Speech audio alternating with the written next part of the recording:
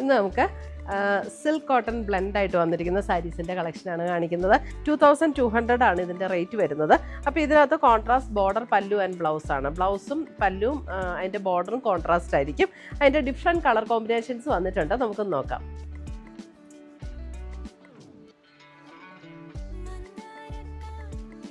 ഞാൻ മറന്നുപോയി പറയാം.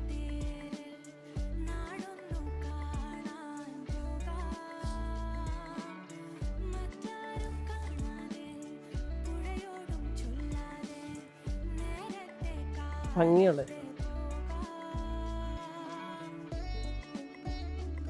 Rare combinations. സാരി നമ്പർ 11, 12.